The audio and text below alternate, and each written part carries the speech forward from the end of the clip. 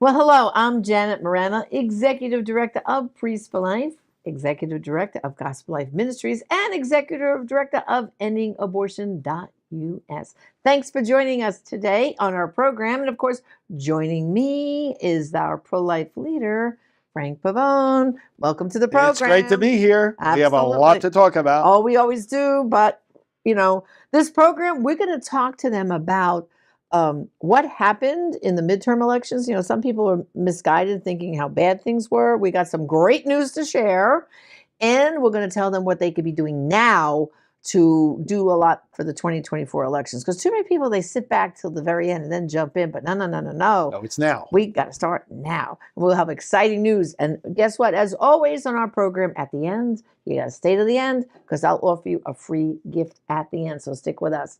As always, we start with a prayer. Mm-hmm. We take it from the beautiful devotional you wrote called Pro-Life Reflections for Every Day. So what's our quote and reflection and prayer today? The prophet Malachi in 3:24 says, "He will turn the hearts of the fathers to their children." Reflection. Though men cannot have abortions, they can choose abortions. A sin is committed when somebody willingly and knowingly chooses a moral wrong. If then a man suggests or pressures his partner to have an abortion, he has committed the sin of abortion. Let us pray. Lord, you are the source of all fatherhood. Bless all men with the wisdom to protect their children, both born and unborn. Amen. Amen. And of course, Pro-Life Reflections for Every Day. It's available at our online store, and it's also personally autographed by the great writer that did it, right? And this is a great thing too to add to your daily prayer life. Oh, yes. A lot of people Many do. pray the Magnificat, they do their daily rosary.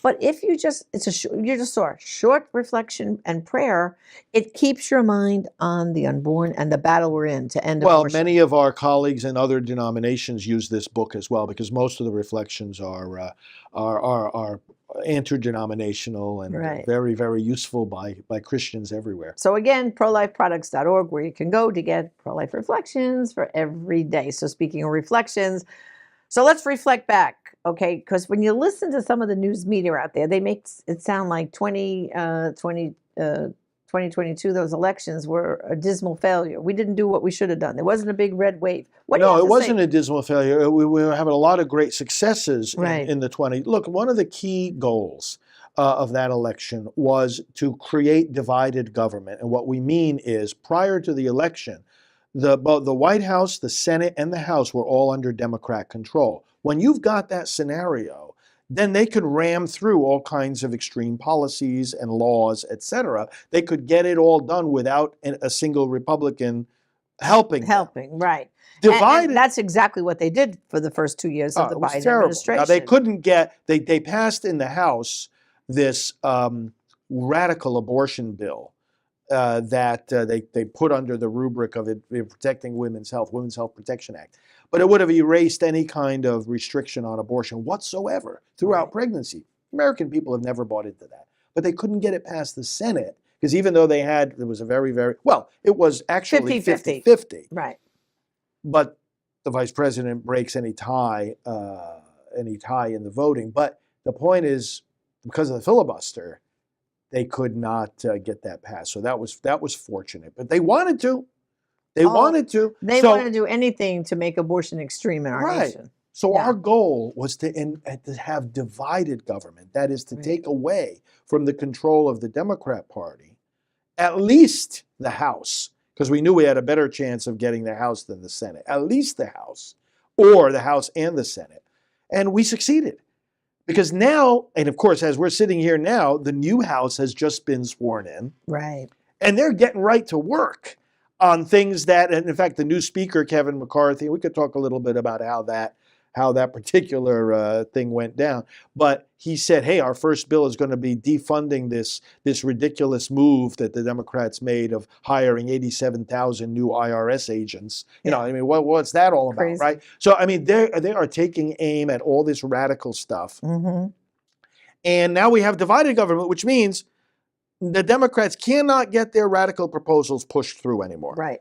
That was the first goal. But then when you look at, for example, okay, so the Republicans have 222. in the House. Majority is 218. So they just have a very slim majority. But as we just saw in the race for the House Speaker, having a very, very slim majority, what does that mean? That means everybody is needed to pass through. You don't have much wiggle room, you know, Right. 3, 4 people. Everyone is needed, which means that if you have a more conservative caucus, if you have, for example, the Freedom Caucus, you know, you've got members who they can stand up and say to the rest of them, you want your bill passed, you need us. Right. Whereas if you have too much of a majority, let's say they had a 50-seat majority. Right. Well, if you have a caucus of, 30 of, who are making stronger demands, let's say, in our direction or for pro-life or whatever, they could say, well, we could do without them. Right. We They get can it still passed pass anyway. bills, right. You see? Yeah. So in a sense, you might say, oh, well, we prefer a bigger majority. In a sense, maybe not. Right. Maybe not. Maybe it's better with a lesser majority for this reason. The other thing to look at, though, Janet, is the underneath the victories. What I mean is this. If you win an election by 1 vote, or if you win an election by 1 million votes, how many victories did you win? It's the same victory. 1. It's counted as 1 victory. Right. It's 1 seat. Mm-hmm. So you can't just, and yet, which one is a stronger win? Which one shows more strength for your party and your platform? The 1 million vote win, right? So they're different, but they're the same. They're the same in the sense that, okay, well, that's 1 seat in let's say the House as an example. But you got to look underneath and say, well, by how much did they win?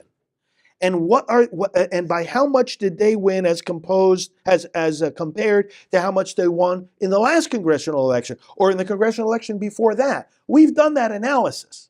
And what you find is that the number of people voting Republican, in fact, you have a statistic there about this too, has been steadily increasing. The Democrat has been going like this, boop, boop, boop, boop, boop. They're erratic. No, Republican voting have been increasing. And I have those facts. Yeah.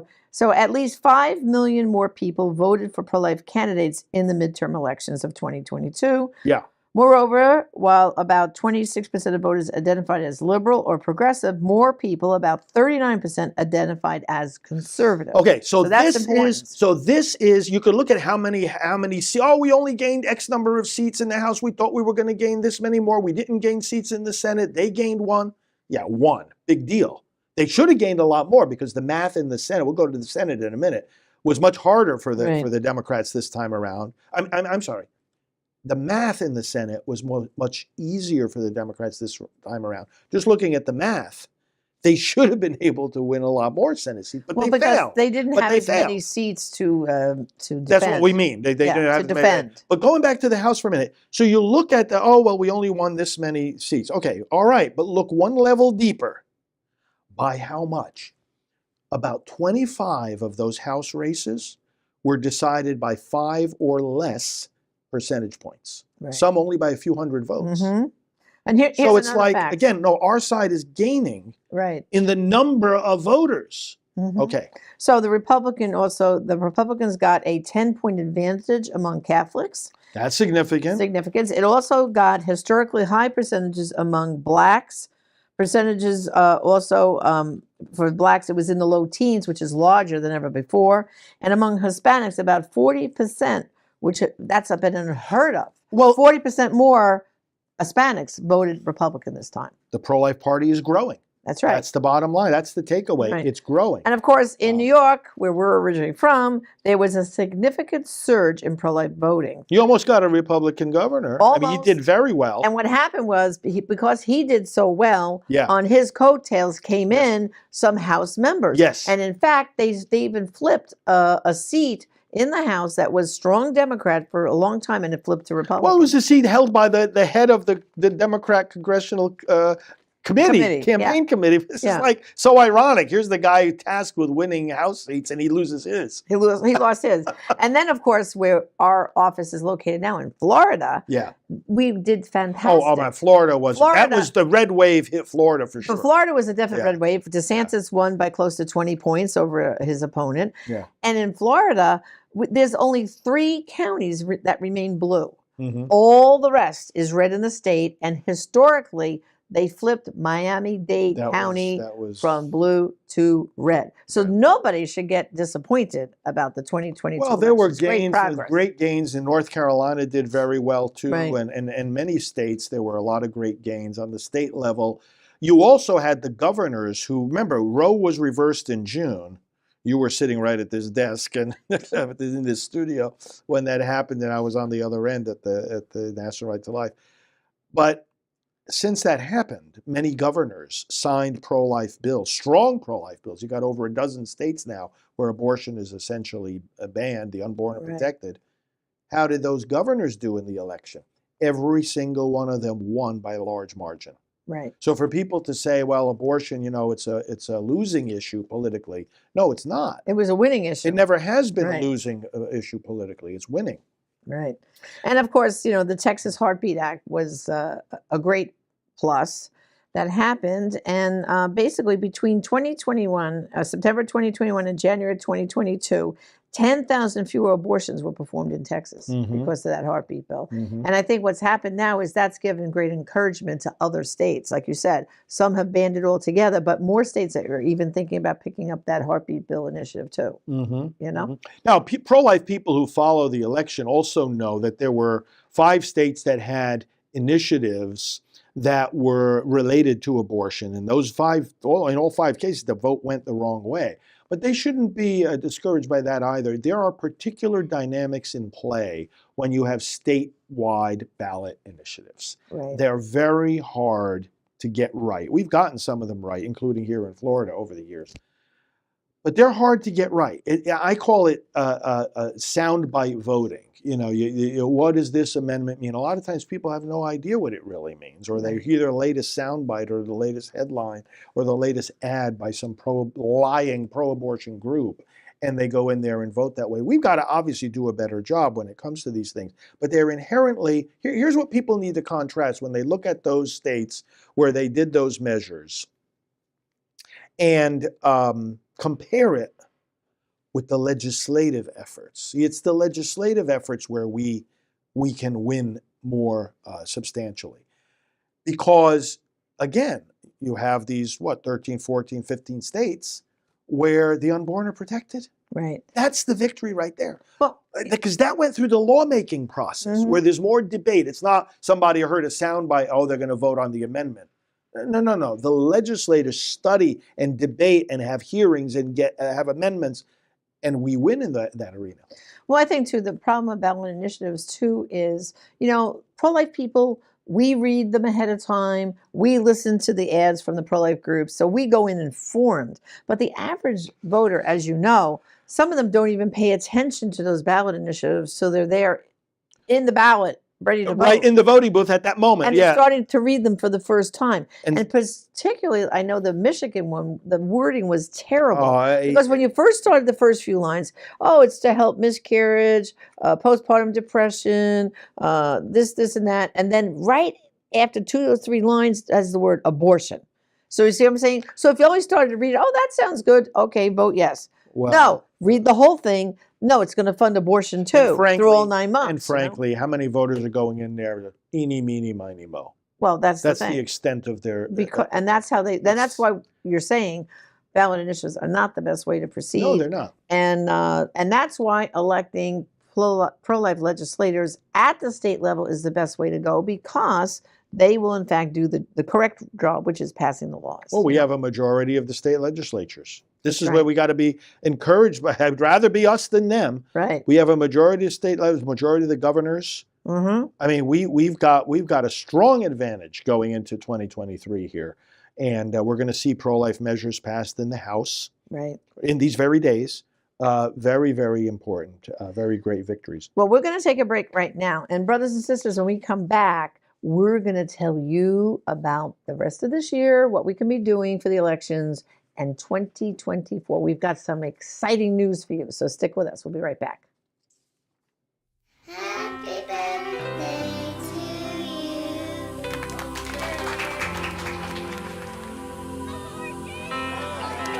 The decision to have an abortion not only affects that moment in your life.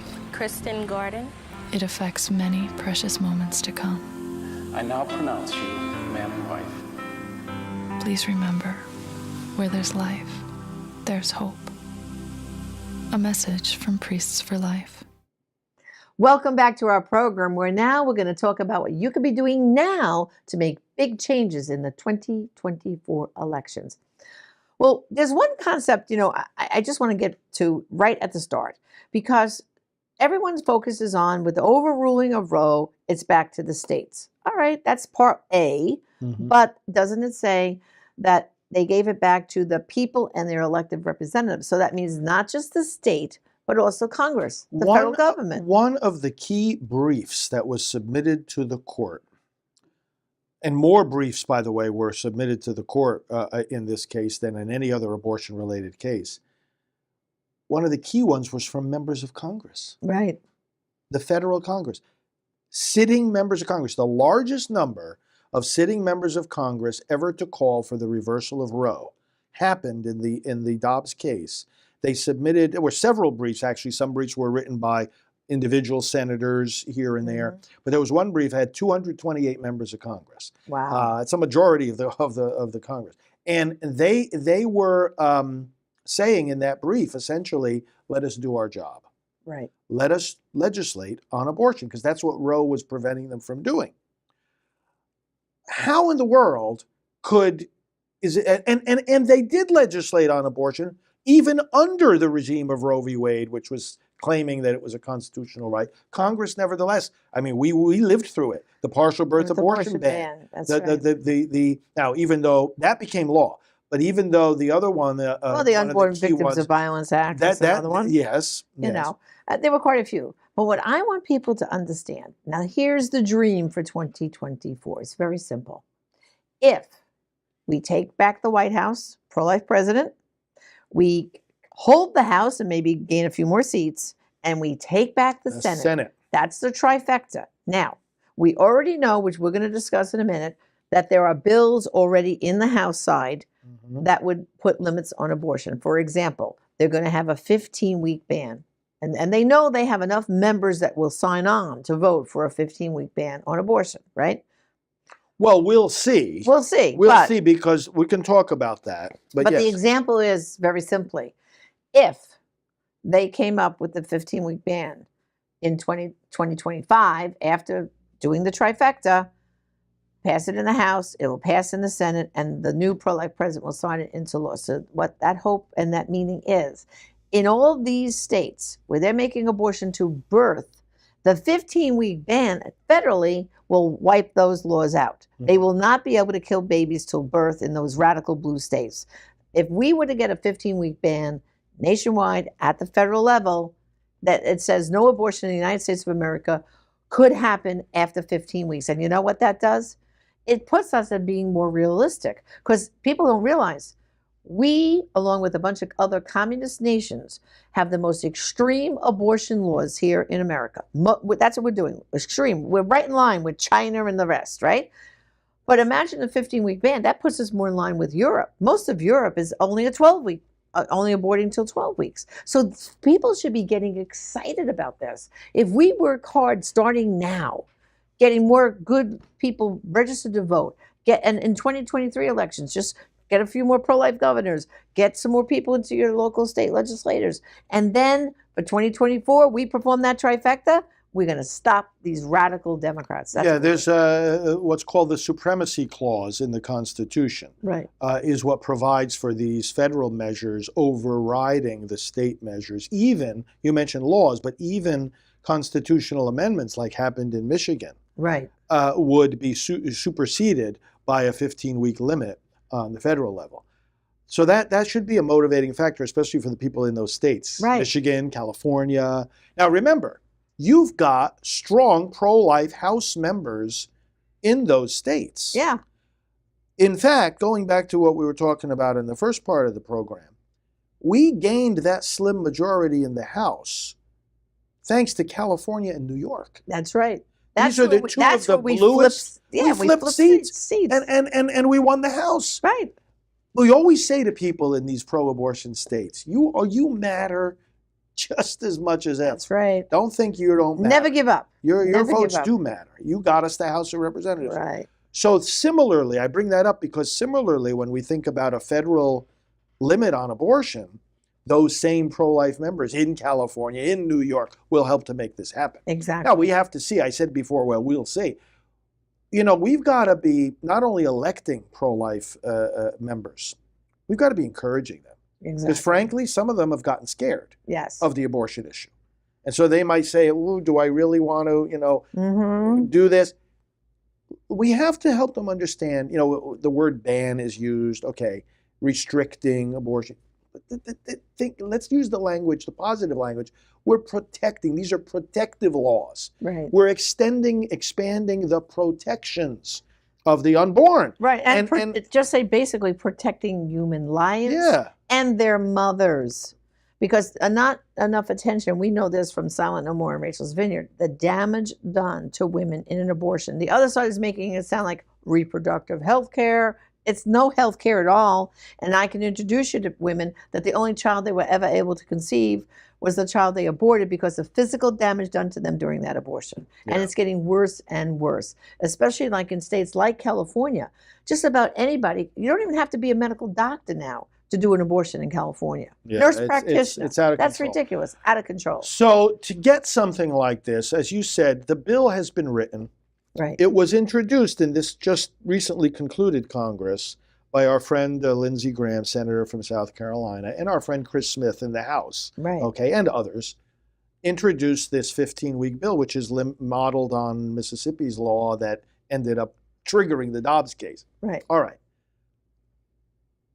Will it be reintroduced now? Well, we've got 3 measures that were already introduced for pro-life. A resolution on behalf of the pregnancy centers that were under physical and legal attack, especially after Dobbs. No taxpayer funding for abortion. That's big. Born alive. In other words, protecting babies born alive after a failed abortion. Okay. They can introduce more. They could introduce again the 15-week limit. We'll see. But we have to encourage, they have to be hearing from us. In other words, the people shouldn't sit back and say, oh, well, let's see what the legislators do. No. Let's see what the Congress does. No, it's the other way around. Nope. The Congress is sitting there in Washington, and they're looking at us and saying, what do the people want? What are the people saying? In other words, when we talk, you and I talk with these lawmakers all the time. That's what they say to us. They say, if we ask them, oh, are you going to pass this bill or that bill? And what do? They turn around and say to us, well, if we hear from the people about it, Right. we'll be more. It's literally the kind of And it's conversation very we have. simple. If we hear from the people about it. As soon as you hear, and believe me, through our website at anabortion.us, you will see our action alerts. So whenever that there is a bill to be considered, we put it there on the action alert and we tell them what to do. So isn't there a way to sign up for those action alerts? Yes. StopAbortionNow.org. StopAbortionNow.org. Sign up there so you'll get our action alerts so that when a bill is coming up for a vote, you'll get a message from us telling you exactly what to say to your member and how to do it and where to call and what to do. And we know from representatives like Congressman Chris Smith, how many times have we interviewed him? And he has told us, listen, there's a process. Every phone call that comes into the district office or in DC, the staffer must record whether it's a call, an email, or a letter, the number that they called, like how many people, okay, that person on this issue, and what were they asking? Okay, so this is a pro-life bill, and okay, Susie Q called, or Susie Q sent an email and wants me to vote yes on that bill. He said for every call, letter, email they get, they multiply it by 100. It means that's one person, but there's really about 100 more out there in my district think the same way. So your effort to contact your member works. Now, after they vote, if your member voted for that pro-life bill, now job number 2, get back to them and thank them. Thank them. Thank them. Yes, because that's what's going to get them to say, oh, pro-life is a winning issue. Well, and it shows them we're paying attention. Exactly. We're paying attention. A lot of these people in Congress, they think they can get away with things because they bargain on their constituents not paying attention. And unfortunately, most of them don't pay attention to most of the things that happen in Congress. Right. But we got to change that. And remember we had Chris Smith on this program many years ago? Yeah. And he was talking to us about how, you got to contact, no matter what they believe, no matter if they're pro-life, pro-abortion, Keep contacting them. Don't think, oh, you don't need to contact them. And I want to come back to that point in just a minute. But he says, and then when you got your friends in there, back them up. That's right. Just don't leave them there. Back them up. But here's the thing. I have people. Well, even like you just said, even the pro-abortion candidates need to hear from the pro-life candidates. So if you have a pro-abortion candidate that is your member in the House or the Senate, don't give up. If you're from New York, Chuck Schumer has to hear from you. Janet, because it's not the argument, it's the arithmetic. Exactly. It's not that you're going to persuade them to change their mind. It's that you're going to show them how many people think they're wrong. Exactly. That's why you call. That's right. Don't think you're going to, well, they're not going to change their mind. That's not the point. Right. Well, we also have some resources here. I want to remind everyone, this brochure here is called 10 Responses to Pro-Abortion Politicians. So now when you are going to make these phone calls and send these emails and write these letters, right in this brochure are your talking points. And we will send this as a gift to you. Just go to prolifeproducts.org and we'll send you one of these. And this is like a little homework assignment, right? Yes. This can help you create the messaging to stay on top of these guys and give them the right messages. So especially for those in those blue states, this is like your calling card to get to those people. So contact us for that. And also voting with a clear conscience. This is also a great thing that you wrote. And this also helps them to understand that we don't cease to become Christians when we're in the voting booth. Right. And all these wonderful resources are available at ProLifeProducts.org, right? I wanted to make another point as we conclude here. We were talking about we need to get back the Senate. We need to get back the White House. But in terms of the Senate, in the 2024 elections, we are at a big advantage. Really? Pro-life and the Republican. The Democrats, the Democrats, you know how many seats they have to defend in the Senate when we go into 24? 23 seats. Wow. They occupy now that are going to be up for election. 23 seats. As opposed to the Republicans, they only have to defend 10. This is great news. The math is in our favor. Now, again, the math was in favor of the Democrats in the 22 election. Right. So the question really should be not why didn't we take the Senate? The question really should be, why didn't they do better? And they didn't. They did not. Right. If I were them, I'd be saying this was a miserable failure. The math was in our favor. Now the math is against them in 24. They have to defend 23 Senate seats. That's great. We only have to defend 10. So we can get, we got to dream big. Yeah. We need not only a majority, we need a super majority. We do.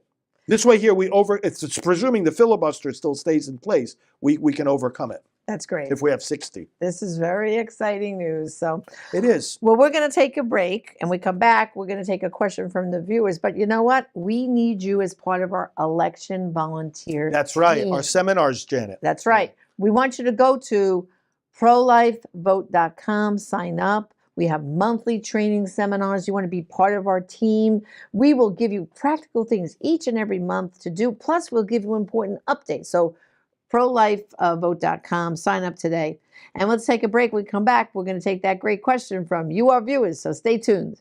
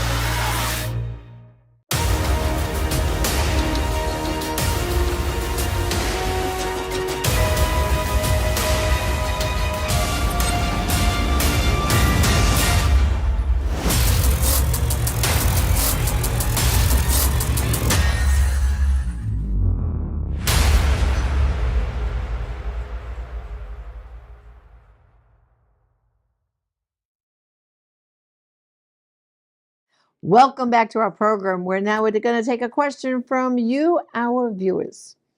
Well, we got this question here, and Susan from Dallas, Texas writes, so what do you think about pro-life atheist groups? Isn't that something that I can't figure that out. How do you have a pro-life atheist group? That's what she wants Well, to you know. know, it's Susan, thanks for that question. It's wonderful, actually.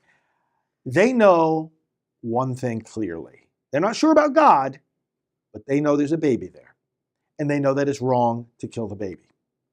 I have been encouraging pro-life atheists from the very beginning of my work. There's a group, the Atheist and Agnostic Pro-Life League. You know what they say? Well, we atheists ought to be the most pro-life of everybody because for us, after all, this life is all you get. They can understand it's wrong to kill a baby. There are, of course, very strong religious arguments against abortion, and most Americans are religious to one extent or another. But not all the arguments against abortion come from religious doctrine. Many of them do, but many of them don't. In fact, even take the official Catholic teaching on abortion, it is rooted ultimately in human reason, which is accessible to all people, even those that don't have faith, that this is a human being clearly in the womb, and that therefore it is wrong to kill that baby.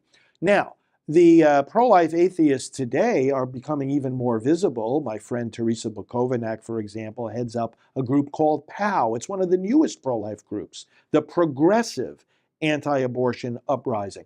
And Teresa goes out there and she has, being an atheist doesn't mean you're against religious people. We have a friendship. We collaborate. Other pro-life atheists collaborate with us, and they consider us at Priests for Life to be among their biggest friends. So we believe that the pro-life message needs to be articulated by every group of people. And you know what it ultimately shows?